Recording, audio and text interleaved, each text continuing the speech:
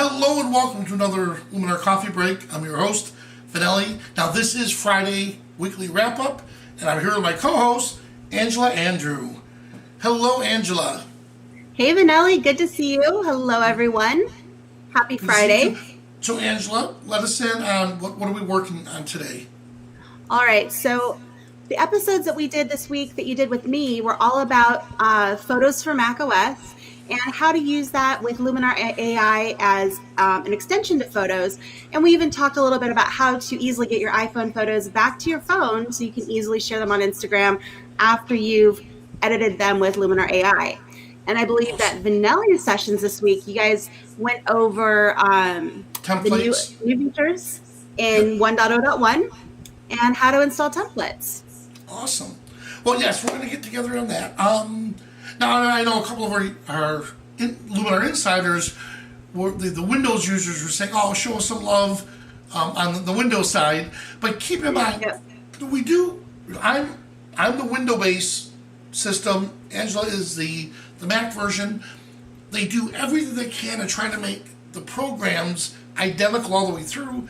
But let's face it, we have two separate operating systems. There are some things on the Mac platform that makes the developers easier to develop certain things on the Mac than it is on the Windows.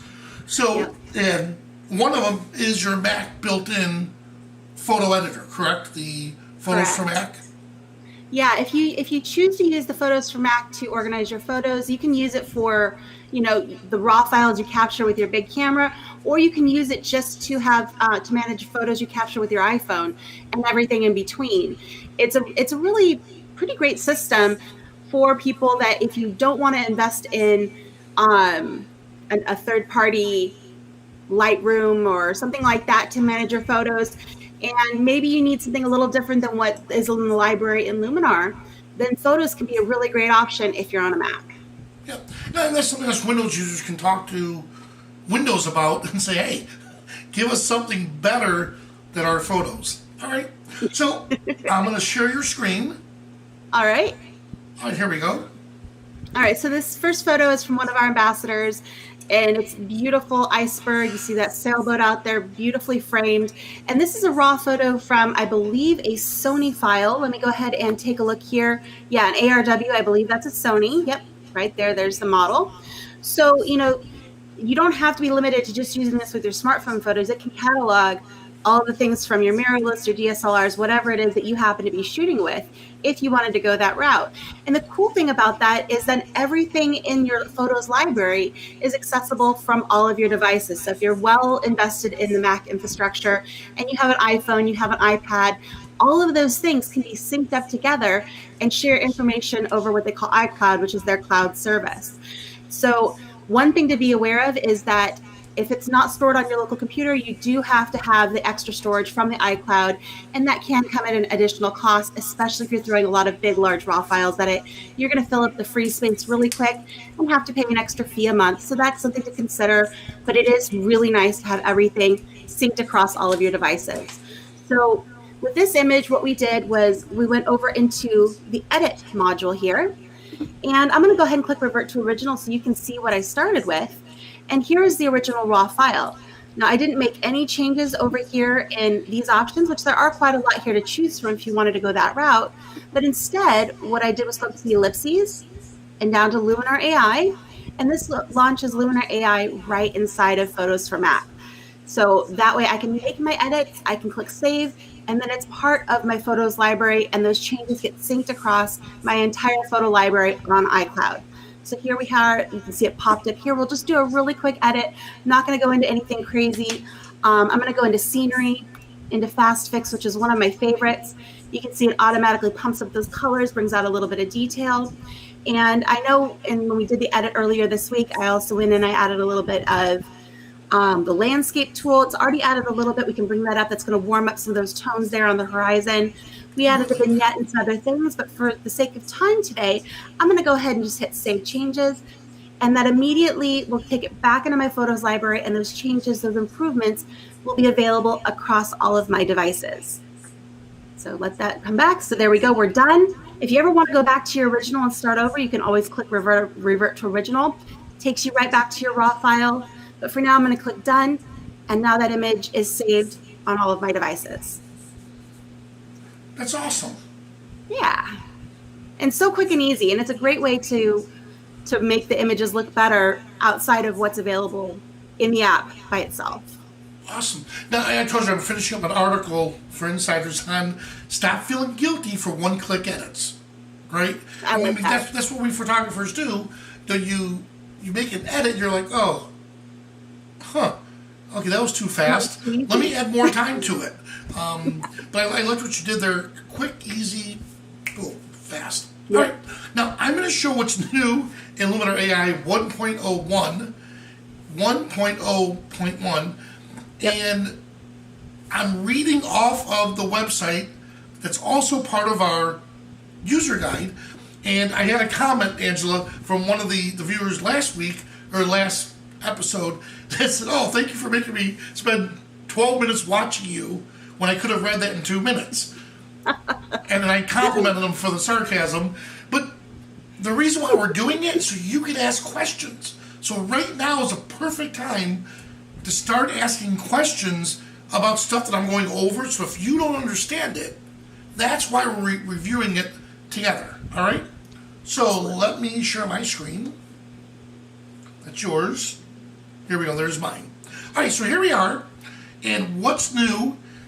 Obviously, the biggest change is the edit panel. And with the edit panel now, all of the tools are laid out all the way through, and they're divided into color groups. So the groups haven't changed. Nothing has changed on that.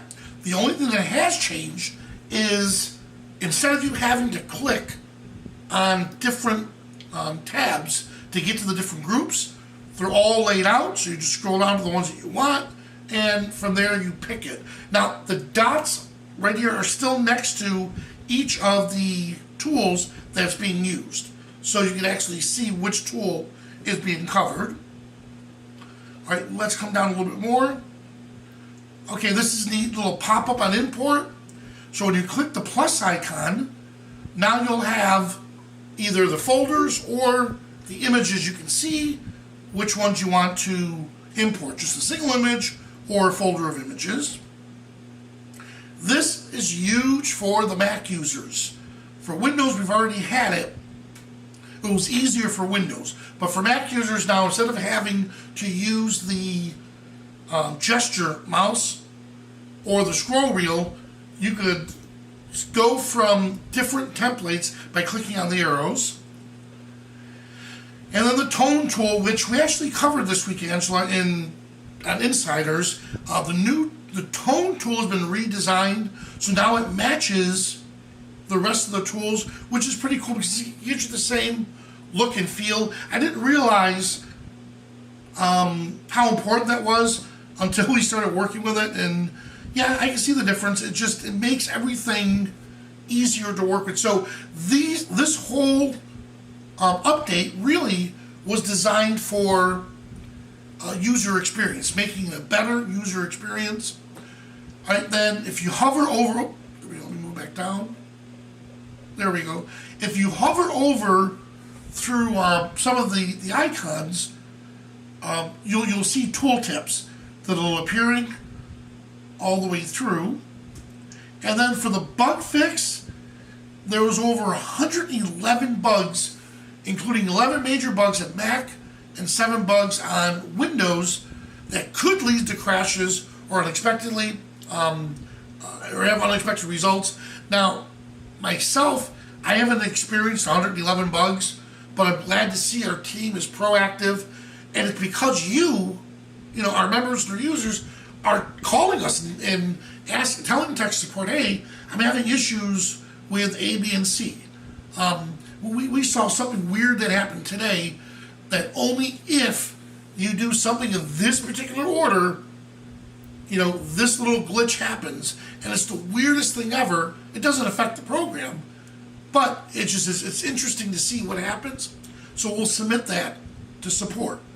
On the Mac OS, you can export photos and replace existing files in folders without crashing. You move subfolders within the regular folders. The clone is stamp tool on zoomed in photos. Enjoy a smoother result without any artifacts or crashing. You can smoothly switch between the template preview with no more overlapping of the previous or the next template. This is big. Added ping files to your textures and in the local masking. You can use Command Z to undo in the erase tool to go back one step instead of removing the previous adjustments. And the AI Sky tool now shows all images in the custom list, including images with the TIFF or the TIFF extension. And then install Luminar AI as a plugin for Lightroom and Photoshop is a beat with it without duplicating files in the plugin folder. All right. On Windows, there's no more issues with working in the edit panel when the screen is set to scale at 150% and you're viewing in HD. That typically happened with our good friend Craig when he had a 5 or 4K monitor and he had the scaling set to 150%. It's a weird anomaly with Windows. The team fixed it. You can apply changes in the object tool and switch to other tools without loss of image sharpness. Experience a smooth crash-free migration from Luminar 4, even if the looks folder is inaccessible. Let's see, achieve a realistic background and adding your own custom objects in ping format using Automatic Sky. And then for both Windows and Mac, no more artifacts or visibility on darker photos when applying Skin AI. No more halo effects and work with the erase canvas after a sky object's replaced, and then achieve a perfect composition with Composition AI and use a vignette tool without crashes. So there we go. And there's more coming up, but to find what's new, always check out the user guide, and it's really simple. Just go in from inside Luminar. It's a file help. On Mac, it's from the help menu and user guide. Yep. And so and you just go there, look at any of the issues, and most of the time you'll find your questions are already answered. And if you still have further questions, join forums like this or check with us, then contact support if you desperately can't find the answer, and you'll get it real quick. How's that, awesome. Angela? Sounds great. Yeah, I'm enjoying the new changes. It's a little bit of an adjustment to get used to where some of the tools are placed now, but overall it flows and it works better. So I'm happy about it. Awesome. All right, so what do you have for us now? All right, so we have another edit from Photos for Mac. And this one is my very, very naughty cat, McAllen. And by the way, Angela, I showed this to my son and said, this is what happens when you prevented me from getting a Christmas tree this year. I could have gotten shots like this with Piper. Oh my gosh. Yeah, he did this several times. Our tree, we never put ornaments on it because, well, this. But anyway, so before I pulled him out of the tree, I had to get a couple of pictures, and I shot these with my iPhone, and I wanted to share it to Instagram, possibly Facebook, wherever. But when I take it with my iPhone, I have the option of course, doing edits on my phone, either via the Photos app on my phone, and there's a lot of other great third-party apps on the phone as well that you can use. But if I really want to get great results and get the best possible quality, it's best to pull it onto my computer and edit it on the big screen. There are just things you're never going to see on, a 4 to 6 inch screen that you're going to see on, let's say, a 32-inch monitor or even a 20-inch monitor. So you pull up your iPhone photo on your computer, you can do a much better job with the details and making sure you're not having other artifacts and saying things like that. So with the Apple infrastructure, I was able to take my iPhone photo, and because of that iCloud connection that I talked about earlier, this photo automatically appeared on my Mac. And then I was able to take it into Luminar AI the same way I did with the image I showed you a few minutes ago. And this is my edited version. And from there, it's back saved in my photos library. I'm then able to pull up my iPhone and save it and pull it directly into Instagram and share it there or share it wherever I want. Because let's face it, the best thing on the internet is cute cats and cute cat photos, cute cat videos. Everybody likes that. No controversy. You know, keep sharing great cat photos on the internet, and everybody will be happy. That's the moral of my story for today. More cat stuff. Well, that's awesome. All right, and again, please pop the questions in into our comments below. We'll try to answer them as fast as we can before the episode ends. And I know, Pat, you had a question the other day, and just as I hit end, her question popped up. So luckily I found you on AI Insiders and answered your question from there. So the whole purpose of these coffee breaks is we want to give you all the answers in the first part of the show, and then towards the end of the show, make it interactive to where we can ask questions back and forth. All right? So let me share my screen, and here we are. Now we're going to talk about templates. All right? So with templates, there are a couple ways we can actually get them from here. Let's see. If I were to come down to Help Luminar Marketplace, I could bring up our marketplace here, and we can actually go through and download templates. But right here, they're under looks. And what's neat is if you look through, it'll tell you if these are for Luminar 4 or if they're also for Luminar AI. All right? And then if you're, which I am, a Luminar X member, it'll actually tell you which templates you already have access to. All right? Oh, this is a new one. I saw we got a new delivery today. Was it today or yesterday? Okay, great. So we'll use that one as the example. So I have this here, and I want to download it. So I click download, and here it comes. Now, and Angela and I were talking about this. This isn't complicated. It sounds more complicated than it is. If you're not used to working with zip files, which everyone on the internet and everyone who owns a computer, you work with zip files in one way or another. So I'm really giving you a lesson how to unzip files and how to store them properly. So we easily and quickly found where the templates are. Now let's install it. So I'm going to show in my folder. This will be show in Finder. And here it is. I want to right click, and I'm going to cut it for now. And the reason why it's in my downloads folder, I want to move it. And again, this is all optional. But if you follow something along this line, this type of workflow, it's going to make it easier to find your new looks or templates in the future. Now, under my photography, I have a folder called Assets. I put underscore in front of it so it's at the very top, and I put all of my assets in here. And here's templates. I'm going to double click on templates, and this is where I'm going to paste that new zip folder. All right? Done. I mean, that right there is how I get it to where I need to go. Now, because it's a zip file, I have to extract that zip file. So let me right click and just extract all. Now that I extracted all of them, it's right here. This is where my file is. I don't need this anymore, so I might as well just delete it. Now, if I double click on this invisible worlds, what's really cool is right here is the Luminar 4 or the Luminar AI LTC.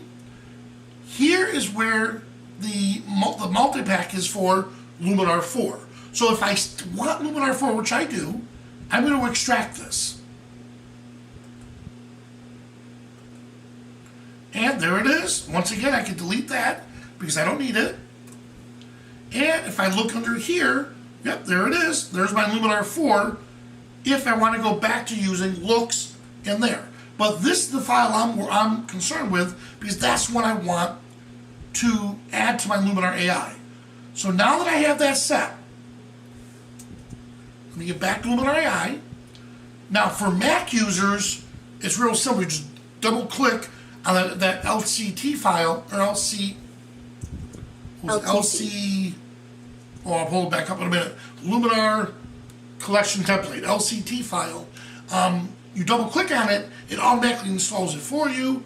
Because of the operating system with Windows, we need to come over here and go to File, Add Luminar AI Template Collection. And you can do that with Mac too. Now, because we organized it so well, we just come over here to our Photography, Assets, and here's Template.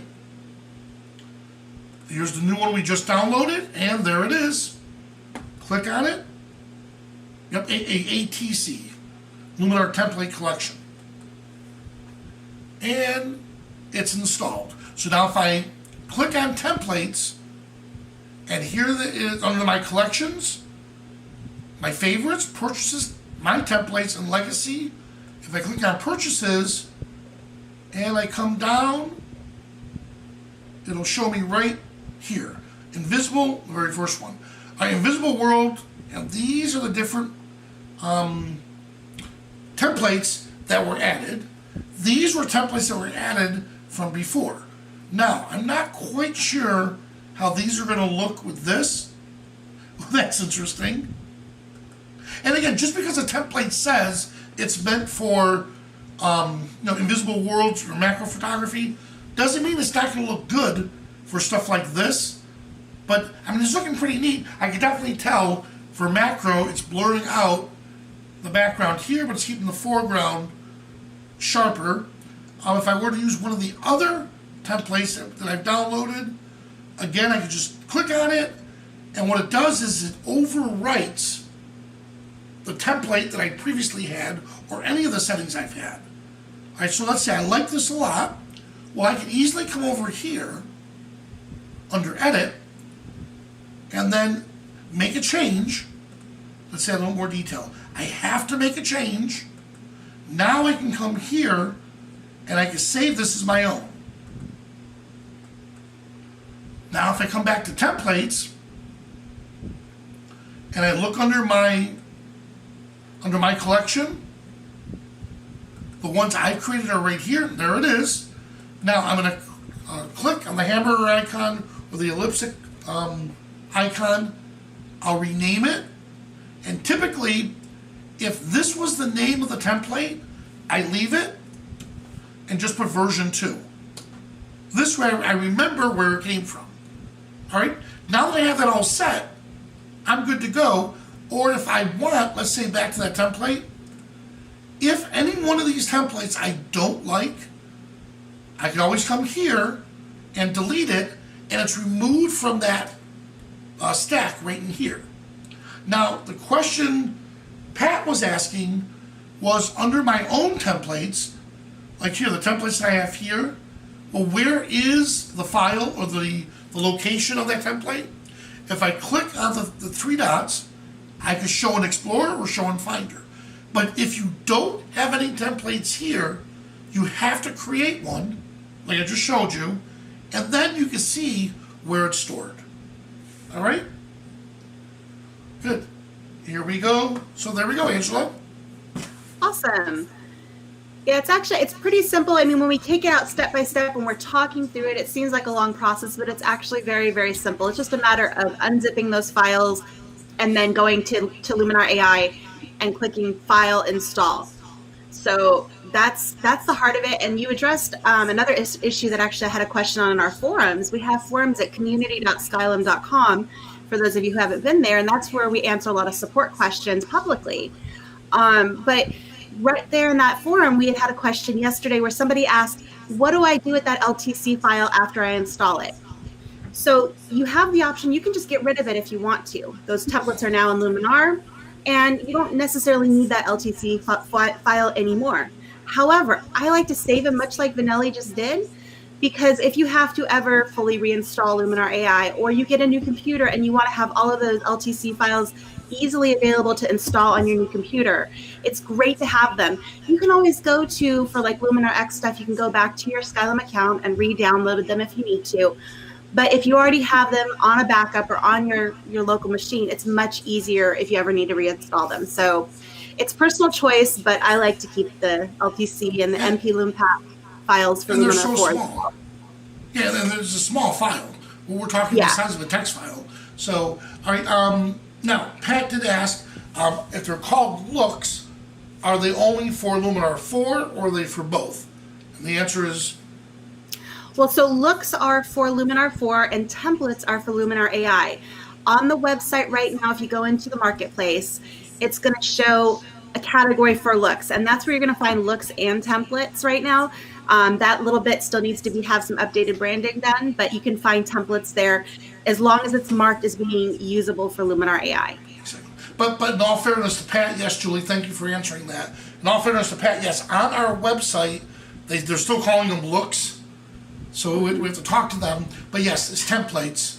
So when you click on it, you'll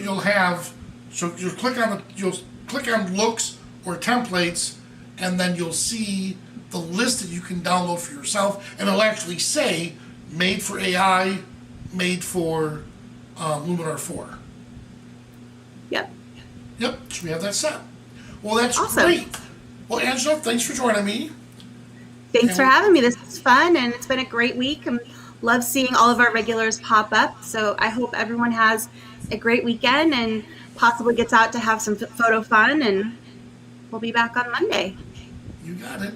And guys, please don't forget to hit that like button and share this with your friends. For those of you that have Luminar, Luminar AI, please share us with them so we can get more people and show them the concept that we're dealing with. They can share it with other people to where there's less questions out there and just more spreading the Luminar AI love.